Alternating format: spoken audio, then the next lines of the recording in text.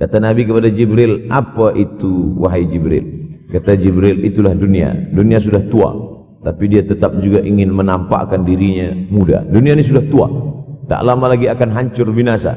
Idza sama'um fatarat, langit terbelah. Wa idzal kawakibun tasarat, planet-planet akan hancur berkeping. Wa idzal biharu fujirat, lautan akan meletup naik ke darat, hancur semuanya. Wa idzal quburu bu'athirat, dan kubur akan dibangkitkan. Semua yang ada di dalam tanah ini akan bangkit. Alimat nafsum ma qaddamat wa akharat.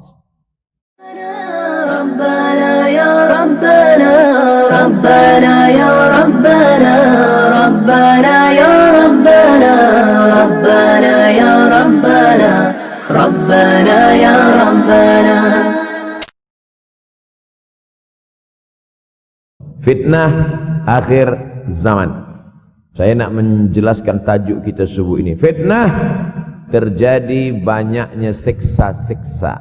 Akhir zaman, di ujung zaman. Menunjukkan dulu ada awal zaman, sekarang ada akhir zaman. Ada awal masa dunia, kita sekarang sudah berada di ujung dunia. Manakala Nabi Muhammad SAW Isra dan Mi'raj, dia melihat dalam perjalanan Isra Mi'raj itu ada seorang perempuan tua yang sedang bersolek. Jadi perempuan tua bersolek ini sudah nampak Nabi sejak masa Isra Mi'raj lagi. Jadi jangan terkejut bila sekarang nampak ada orang tua bersolek. Dah lama dah. Kata Nabi kepada Jibril, apa itu wahai Jibril? Kata Jibril, itulah dunia. Dunia sudah tua, tapi dia tetap juga ingin menampakkan dirinya muda. Dunia ini sudah tua, tak lama lagi akan hancur binasa. Idza sama'um fatarat, langit terbelah. Wa idzal kawakibun tasarat, planet-planet akan hancur berkeping. Wa idzal biharu fujirat, lautan akan meletup naik ke darat, hancur semuanya. Wa idzal quburu bu'athirat, dan kubur akan dibangkitkan. Semua yang ada di dalam tanah ini akan bangkit. Alimat nafsum ma qaddamat wa akharat. Kenapa tanah ini tidak bergulung? Kenapa tanah ini tidak bergoncang? Kenapa kulit tanah ini tetap stabil? Sebab ada pakunya. Seperti kertas yang ditempel di dinding, datang angin kencang. Manakala angin kencang datang, kertas tak bergoyang sebab ada pakunya. Apa paku tanah ini? Surah An-Naba juzuk 30. Wal jibala autada. Kami jadikan bukit-bukit, gunung-gunung sebagai autada, pasaknya. Kalau kita membuat kemah, ada tiang. Tiang ini bergoncang. Bagaimana supaya tiang ini tidak bergoncang? Pasang pasak-pasak di tepi tiang. Pasak dunia ini adalah bukit-bukit. Kalau kita menengok ada bukit, maka sebenarnya sepertiganya saja yang ada di atas. Bukit yang besar di atas itu sepertiga. 2/3 bukit terhunjam, tertanam ke dalam tanah. Wal jibala autada. Tapi sampai masanya nanti bukit ini akan tercabut. Wa takunul jibalu kal ihnil manfush. Wa takunul jibal, bukit-bukit kal ihni, seperti bulu kambing. Manfush, bulu kambing yang dihembus angin. Hebatnya ayat-ayat Al-Quran itu, Allah memilih kata-kata sesuai dengan keadaan. Sembayang malam berat, nak jaga tidur malam berat. Kata berat bangun malam itu mengucapkannya pun berat. Wa minal laili fatahajjad. Tahajjad berat. Sebagaimana beratnya jaga tengah malam, begitu Allah pilihkan kata yang berat. Tahajjad berat. Wa takunul jibalu kal'inil manfush. Wa takunul jibal, bukit-bukit, gunung-gunung yang besar, yang berapi, kal jibal, kal ihni, seperti bulu kambing. Manfush. Nun berjumpa dengan fa, fa mengeluarkan angin, shin pun menghembuskan angin. Ambil bulu kambing, letakkan di tapak tangan, kal ihnil manfush. Sebagaimana terbangnya bulu kambing dari tapak yang dihembus angin, begitulah gunung-gunung akan tercabut. Kalau gunung-gunung yang besar, gunung yang dari batu, gunung yang berapi, yang mengeluarkan lahar, itu tercabut dari tanah seperti bulu kambing dihembus angin, bagaimana agaknya kita nanti? Tak tahu entah macam mana. Macam butiran debu-debu, macam butiran tepung yang dihembus angin kencang. Wataran nasa sukara. Selepas gunung-gunung itu tercabut, lalu tanah ini bergoncang, kau lihat manusia macam mabuk. Wataran nasa sukara. Kau pandang manusia macam mabuk. Wa mahum bisukara. Mereka tidak mabuk. Mereka berjalan bergoncang bukan kerana mabuk. Walakin azaballahi syadid. Kerana azab Allah itu amat sangat kuat. Oleh sebab itu dianjurkan membaca tafsir juzuk 30. Syekh Muhammad Abduh, tafsir Al-Munir, tafsir Al-Manar yang ditulis oleh muridnya. Dia bagi tazkirah saja, dia tak ada menulis. Tapi kemudian muridnya Rashid Ridha menulis. Itulah dia tafsir Al-Manar. Dia tidak memulai tafsir dari juzuk 1 Al-Baqarah, tapi dia mulakan juzuk 30. Sebab apa? Sebab mengkaji juzuk 30, amma yatasaalun 'anil naba'il 'azim alladhi hum fi mukhtalifun kalla saya'lamun. Bercerita tentang hari kiamat. Orang kalau sudah bercerita tentang hari kiamat, datang rasa takut, datang rasa cemas, datang rasa khawatir, kita akan mati, dunia akan binasa, apa yang akan kita bawa? Selepas dia mengkaji juzuk 30, datanglah semangatnya, khusyuklah dia solat. Datang semangatnya beribadah, datang hilang rasa cinta harta, dia akan berwakaf, berinfak, bersedekah. Maka fitnah akhir zaman ini perlu dikaji selalu supaya kita mendatangkan khusyuk dalam hati, takut dalam hati, ridha menerima keputusan Allah Subhanahu wa taala. Fitnah akhir zaman. Hadis yang saya pilih diambil dari kitab Sahih Al-Bukhari. Pendek saja, Sahih Al-Bukhari. Tapi sebenarnya judul kitab ini panjang. Al-Jami' As-Sahih Al-Musnad Al-Mukhtasar min umuri Rasulullah SAW wa sunanihi wa ayyamih. 7. Disebut dia Al-Jami' kerana dia mencakup 3 aspek: akidah, ibadah, akhlak. Al-Musnad kerana hadis-hadisnya bersanad dari Imam Al-Bukhari sampai ke Nabi Muhammad SAW. Ada silsilah. Al-Mukhtasar kerana dia ringkasan, 7.275 hadis sahaja. Padahal hadis Nabi banyak, maka dia ringkaskan, dia kecilkan menjadi 7.275 hadis. Min umuri Rasulullah, semua perkara-perkara Rasulullah. Wa sunanihi, kebiasaan-kebiasaan Rasulullah. Wa ayyamih, hari-hari kehidupan Rasulullah SAW. Disebut Sahih Al-Bukhari. Bukhari bukan nama orang, Bukhari nama kampung, Bukhara, Uzbekistan sekarang. Nama dia Muhammad bin Ismail bin Ibrahim bin Al-Mughirah bin Bardizbah Al-Bukhari. Bardizbah datuk dia yang kelima mu'alaf masuk Islam. Majusi, penyembah api, dari Persia, Iran sekarang. Muhammad bin Ismail bin Ibrahim bin Al-Mughirah bin Bardizbah. 16 tahun berkeliling. 16 tahun berkeliling.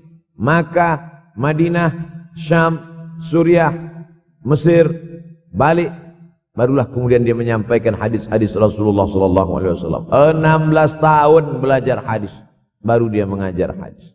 Kita sekarang 16 kali masuk. Itu pun ada 2-3 kali tak datang sebab jam. Selepas itu nak mencuba mengajar hadis dan berkata, kalau Bukhari mengajar hadis, aku pun boleh mengajar hadis. Bukhari makan, aku makan. Bukhari minum, aku minum. Bukhari manusia, aku manusia. Bukhari mengajar hadis, aku mengajar hadis. Betul. Tapi Bukhari mengajar hadis dari kepalanya. Kita mengajar hadis dari laptop. Mati laptop, hilang hadis. Oleh sebab itu maka Imam Al-Bukhari, Masya Allah, Tabarakallah. Berapa hafazan hadis Imam Al-Bukhari? 600,000 hadis. 600,000 hadis. Lalu kemudian dari 600,000 hadis, dia buang hadis-hadis dhaif, dia buang hadis-hadis maudhu'. Akhirnya 300,000 hadis. Dari 300,000 itu dia kecilkan lagi menjadi 7.275 hadis. Itulah yang dikaji oleh umat Islam dari mulai Maghribi hinggalah ke semenanjung Melayu. Mudah-mudahan anak cucu kita ada yang menghafaz dan mengajarkan hadis-hadis Sahih Al-Bukhari, insyaAllah. Diambil dari kita, diambil dari bab zuhurul fitan. Zuhur, muncul, tampak, datang. Fitan, jamak dari kata fitnah. Fitnah 1, 2 fitnatan, 3 fitan. Diriwayatkan dari as-sahabi al-jalil, sahabat yang mulia bernama Abdurrahman, ayahnya Sakhar, kampungnya Dus. Nama lengkapnya Abdurrahman bin Sakhar ad-Dusi. Kerana selalu membawa kucing dipanggil Abu Hurairah. Nabi memanggil dia, ya Abahir, wahai bapak kucing. Ya Abahir, wahai engkau orang yang selalu membawa kucing. Hatinya lembut, tak sampai hati dia menengok ada kucing tak makan, dia bagi makan. Abu Hurairah radhiyallahu anhu. Apa kata Abu Hurairah radhiyallahu anhu? Aku mendengar Nabi SAW bersabda, di antara tanda-tanda dekatnya hari kiamat itu adalah, dalam hadis ini ada 5. Yang pertama, yataqarabuz zaman. Zaman, masa, waktu makin pendek, makin singkat, makin tak terasa. Dulu nampak budak-budak, sekarang udah jadi mak budak-budak. Dulu nampaknya lama zaman masa ni, sekarang cepat saja. Dari pagi ke petang, petang ke pagi, pagi ke petang, petang ke pagi. Bahkan sekarang ada pula orang yang tak tahu petang, tak tahu pagi. Pagi tidur, petang tidur. Tak terasa saya ini sudah 8 kali datang ke Kuala Lumpur. Awal-awal sekali 2014, 2015, 16, 17, 18, 19, 20. Sudah kali yang ke-7. Saya datang setahun sekali saja, setiap bulan Februari. Bulan Februari datang. Rupanya dah yang ke-7 kali. Bulan Februari. Ini saya bagi tahu supaya kita semua faham. Saya datang bulan Februari, supaya tak datang balik, datang balik, datang balik, datang balik. Sekali datang dari tarikh 2 hingga 9. Pusing, pusing, pusing, pusing, balik. Rupanya sudah kali ke-7, ke-8 kali datang menyampaikan tazkirah. Tak terasa. Dulu saya datang kemari belajar di UKM tahun 2003. Sekarang sudah 2020.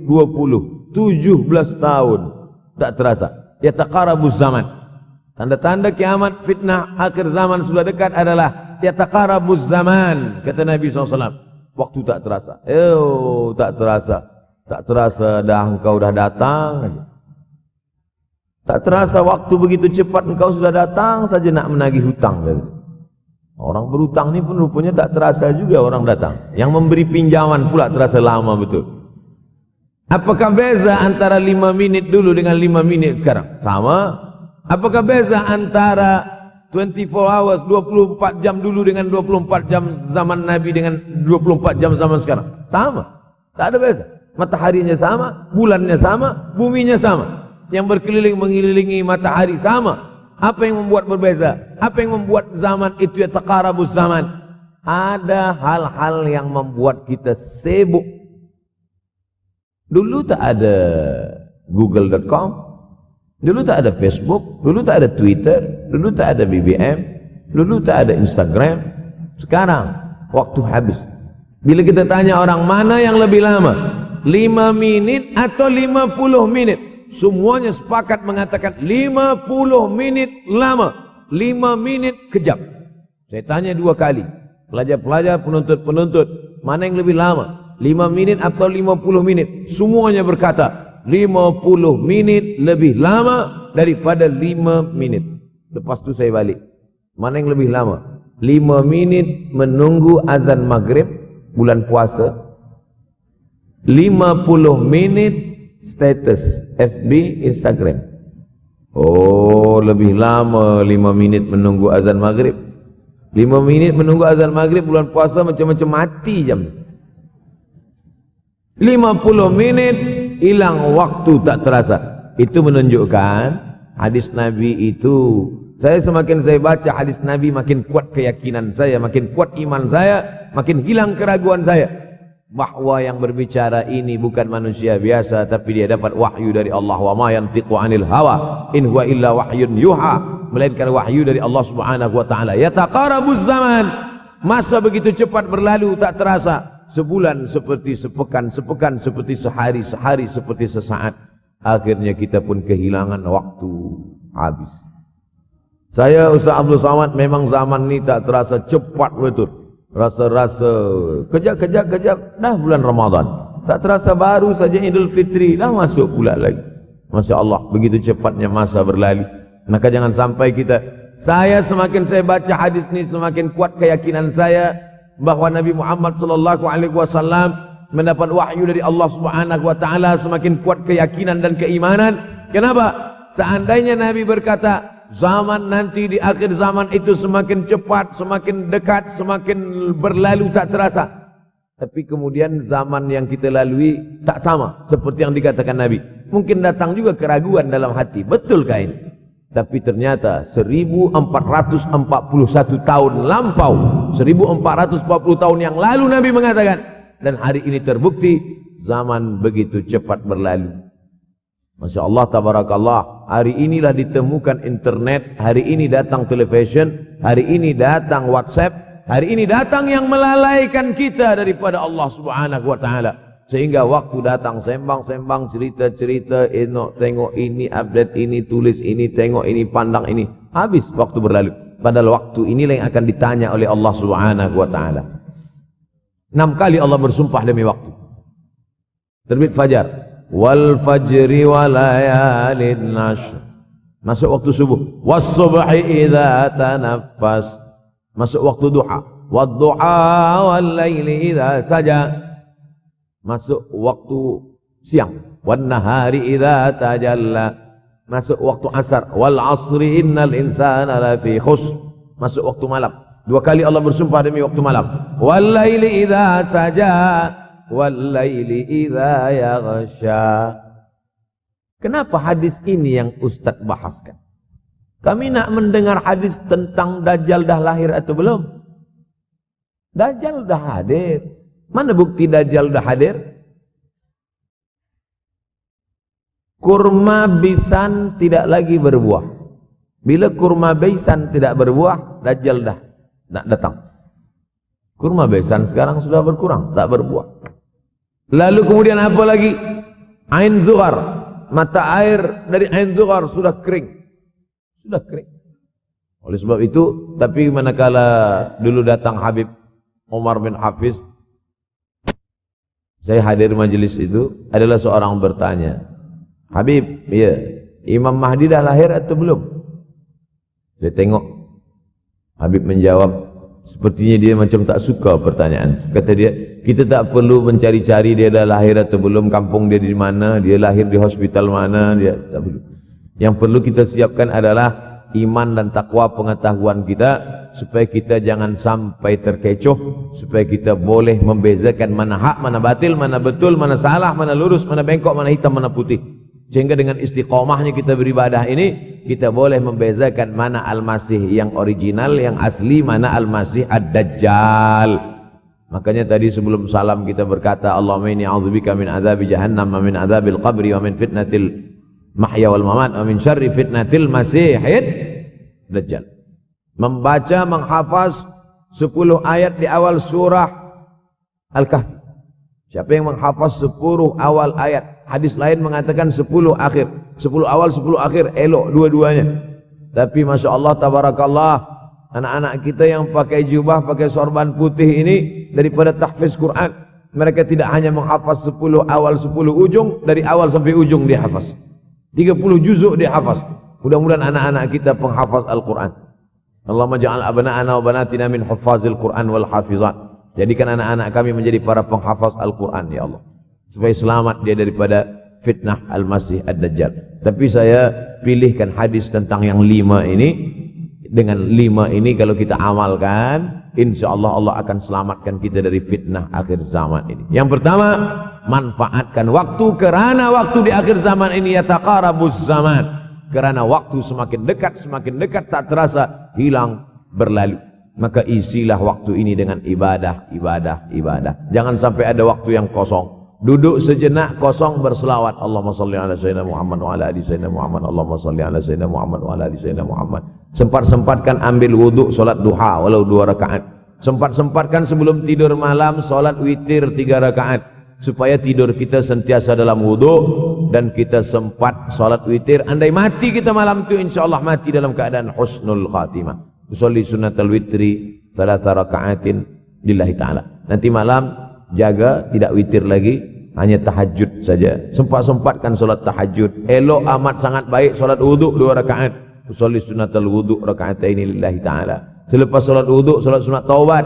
Solat sunat taubat rakaatain lillahi ta'ala. Selepas solat sunat taubat, solat sunat hajat, solat sunat al-hajat.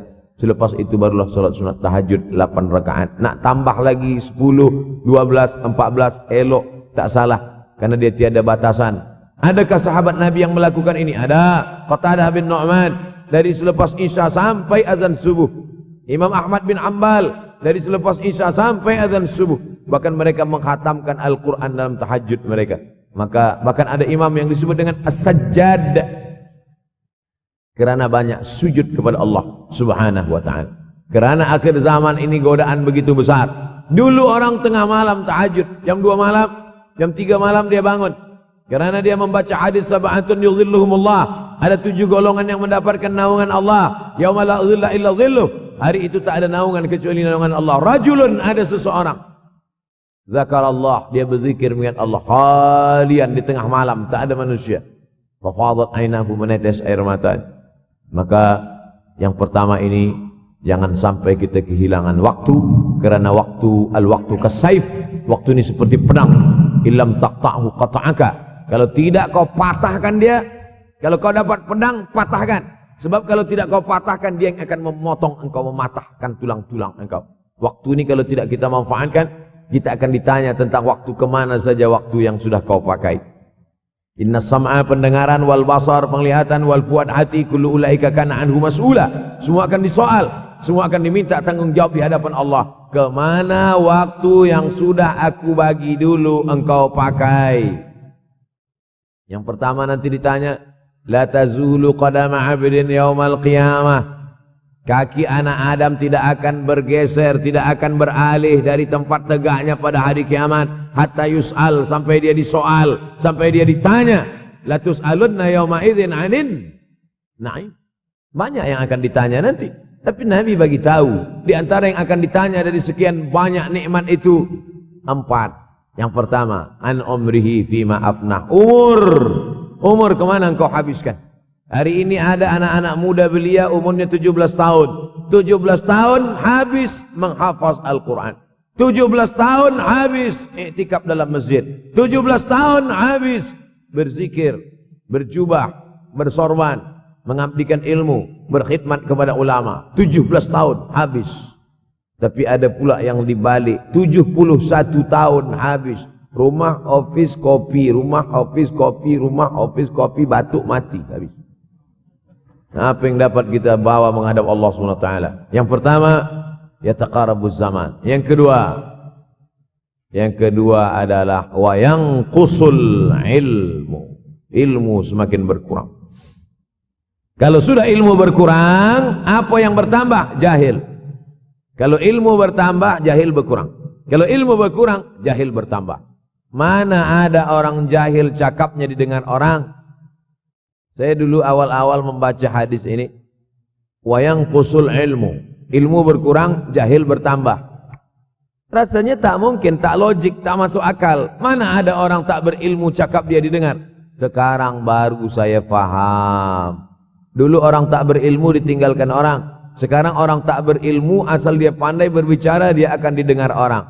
Bahkan orang jahil pula punya channel. Apa namanya? Jahil.com. Orang jahil punya channel. Banyak pula follower dia daripada follower kita. Banyak pula viewer dia daripada viewer kita. Sebab apa? Sebab yang menyaksikan tiada berilmu, yang berbicara tiada ilmu. Oleh sebab itu maka kita galakkan menuntut ilmu di majlis-majlis ilmu. Untuk apa Abdul Somad sudah berumur 43 tahun pun masih pergi juga lagi ke Sudan belajar? Apa yang nak dicari ini? Tak lain tak bukan, mudah-mudahan kita termasuk orang yang sampai akhir hidupnya mencari ilmu, insyaAllah. Saya datang kemari bukan niat mengajarkan ilmu. Saya datang ke Malaysia tetap niatnya belajar mencari ilmu. Man salaka tariqan, siapa yang melangkahkan kaki melalui suatu jalan, yaltamisu fihi ilman, siapa yang melalui suatu jalan niatnya untuk mencari ilmu, sahalallahu lahu bihi tariqan ilal jannah, dimudahkan Allah jalannya menuju surga. Innallaha la yantazi'ul ilma intiza'an. Innallaha la yanzi'ul ilma intiza'an. Allah kalau mencabut ilmu, bukan macam mencabut pokok kayu dari tanah. La yantazul ilmu intiza'an. Allah tidak mencabut ilmu macam mencabut pokok kayu dari tanah hingga ke akarnya, enggak. Lalu bagaimana ilmu ini dicabut? Biqabdil ulama. Dengan matinya ulama, maka habislah ilmu. Meninggal Imam Syafi'i, berkurang ilmu. Meninggal Imam Nawawi, berkurang ilmu. Meninggal Imam Fulan, berkurang ilmu. Maka yang hadir adalah al-juhala. Yang lebih menakutkan lagi adalah al-juhala bi thawbil ulama. Orang jahil dengan pakaian ulama. Abdul Somad tidak mengatakan dirinya ulama. Saya selalunya membacakan ayat Quran, membacakan hadis Nabi, menyampaikan fatwa ulama. Tak pernah saya berceramah, bertausiah. Menurut saya, siapa saya? Siapa kita? Syafi'i manusia, saya manusia. Syafi'i boleh berfatwa, saya juga boleh berfatwa.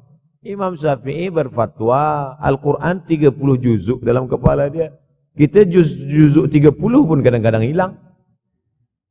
Imam Syafi'i balik dari masjid ke rumah, dia tutup telinga. Datang orang bertanya, Syafi'i, iya, kenapa engkau tutup telinga? Sebab bila aku dengar dari masjid ke rumah, semua yang aku dengar masuk tu semua aku ingat. Aku takut dia ingat di dalam, maka aku tutup. Kita, yang saya sampaikan tadi pun tak ingat. Oh, Ustaz mengejek kami, enggak.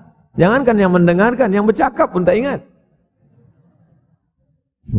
Nasib baik datang orang Jepun mengingatkan kita. Nah ini, nama dia Sony.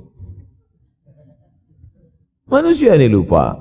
Oleh sebab itu maka yang kedua akhir zaman, wa yanqusul ilmu makin kurang.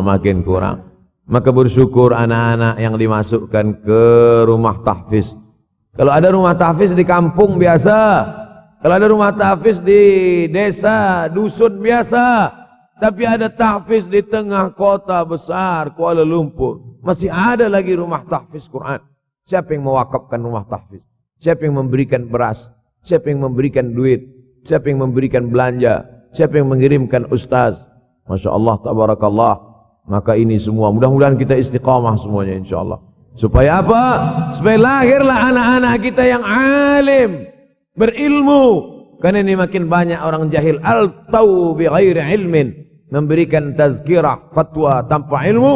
Dhalla wa adalla, dhallu wa adallu, sesat, menyesatkan. Kalau setakat sesat saja, ini sudahlah sesat, menyesatkan. Na'udzubillah. Masuk yang ketiga. Yang ketiga adalah wa yanqusul ilmu, setelah habisnya ilmu-ilmu ini semua dicabut oleh Allah Subhanahu wa taala.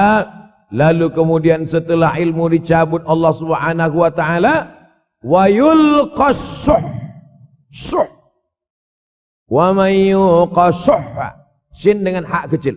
Wa may yuqashuh nafsihi fa ulaika humul muflihun. Siapa yang selamat daripada sifat syuh, itulah orang yang beruntung. Hayya 'alal falah. Mari kita menuju keberuntungan, kemenangan.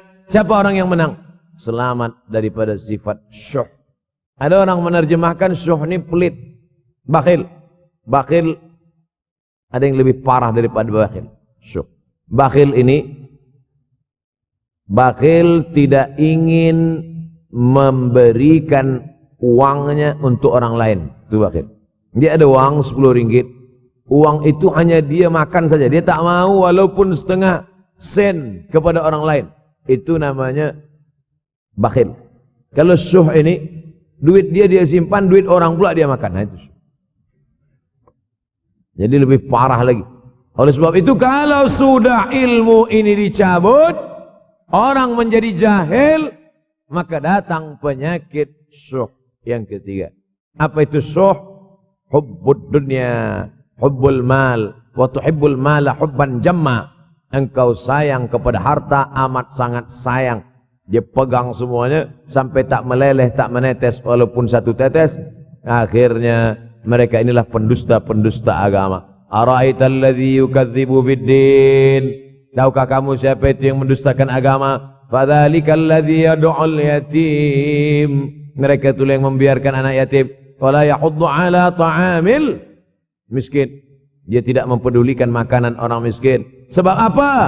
Bukan sebab tak ada harta, sebab syuh. Kenapa syuh? Sebab tak ada ilmu. Tak ada ilmu tentang akhirat. Dia pegang, dia simpan, mati, habis. Yang dia bawa hanyalah 1, 2, 3 helai kain kafan saja. Itulah mengapa Sultan Turki, Sultan Muhammad Al-Fatih, Sultan Abdul Hamid, coba tengok gambar Sultan Muhammad Al-Fatih, Sultan Abdul Hamid Turki dulu. Sorban dia besar-besar. Saya dulu terkejut, lama saya tengok, kenapa sorban orang Turki ini besar-besar? Lama-lama saya baca, rupanya sorban orang Turki itu kain kafan. Tuan-tuan, balik dari sini, beli kain kafan 2 meter, ikatkan kepala, bawa sembahyang, supaya ingat mati. Bolehkah menyiapkan kain kafan? Baca kitab Tambihul Mughtarrin, peringatan bagi orang-orang yang tertipu. Di situ ditunjukkan banyak ulama, bahkan mereka menggali tanah di dalam rumahnya, malam-malam dia tahajud, selepas tahajud dia duduk di dalam tanah itu supaya terasa bagaimana rasanya mati. Gali tanah 2 meter, masuk ke dalam. Tapi kalau nak buat itu kita saja dengan Allah. Jangan pula, banyak juga orang sekarang udah gali tanah masuk ke dalam, streaming pula. Hai guys, nak rasakan mata, mana boleh terasa. Kita saja masuk ke dalam, rasakan macam mana rasa. Sebab kalau cakap saja, marilah kita ingat mati, takutlah kita pada mati, kita tak tahu bagaimana rasa mati. Kalau nak merasakan bagaimana rasa mati, nanti kalau ada orang mati meninggal dunia, masuk kita ke dalam, kita sambut jenazah, kita letakkan, kita duduk, rasakan. Ketika Fatimah meninggal, Fatimah emak Sayyidina Ali meninggal, Nabi masuk ke liang lahat. Masuk Nabi ke liang lahat, Nabi berdoa di dalam. Ketika Utsman bin Maz'un meninggal, Nabi masuk ke dalam. Nabi pegang jenazah Utsman bin Maz'un, meleleh air mata Nabi turun ke misai, turun ke janggutnya, turun menetes sampai ke bawah. Merasakan bagaimana rasanya di dalam. Dulu saya pernah berjumpa dengan seorang pemuda, telinga dia pakai anting subang. Lalu kemudian saya tengok banyak tato dia. Saya tanya, macam mana cerita awak bertaubat dulu? Mak saya meninggal, Ustaz Abdul Somad. Lepas tu saya tegak di tepi kubur. Macam ada yang menolak saya dari belakang, masuk saya ke dalam. Masa masuk itulah terasa sejuk di kaki. Datang rasa takut saya. Makanya kalau ada orang yang sudah kita bagi tazkirah, bagi nasihat, tak juga. Nanti ada orang meninggal, bawa dia agak dekat. Senggolkan sikit, jatuh. Gitu caranya supaya kita terasa mati ini. Supaya apa? Hilangkan penyakit syuh, cinta harta, takut mati, dan membuat kita menjadi bakhil, pelit. Na'udzubillah. Yang keempat, wa tazharul fitan. Ini yang terkait dengan tajuk kita yang keempat. Wa tazharul fitan. Banyaklah fitnah, siksa. Dulu masa saya kelas 1 madrasah tahun 1990, berkumpullah kami bersama-sama dengan cikgu mengkaji masalah apa? Masalah Bosnia Herzegovina, mengamuk Slobodan Milosevic, menghancurkan umat Islam di Bosnia. Sampai ada yang meminta fatwa kepada Syekh Yusuf Al-Qardawi, bolehkah perempuan yang perempuan Bosnia yang dirogol tentara Serbia hamil, bolehkah dia menggugurkan anaknya? Kata Syekh Yusuf Qardawi, tak boleh. Maka dia biarkan saja anak itu lahir dan dia tidak dianggap berdosa karena ini sudah takdir Allah SWT. Bagaimana mereka dibunuh? Maka makin banyaklah selepas Bosnia datang pula yang terjadi di Rohingya, di Uighur. Umat Islam berkumpullah presiden-presiden negeri Islam di Kuala Lumpur. Erdogan datang, kumpul semuanya membahas bagaimana nak menolong Muslim Uighur. Rupanya umat Islam pun tak sanggup nak menolong. Apa yang boleh dilakukan di Uighur? Berdoalah umat Islam. Rupanya Allah kalau mau menolong, mudah saja.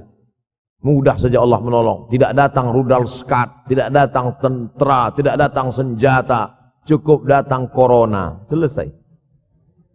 Allah Subhanahu wa taala. Wa makaru wa makarallah.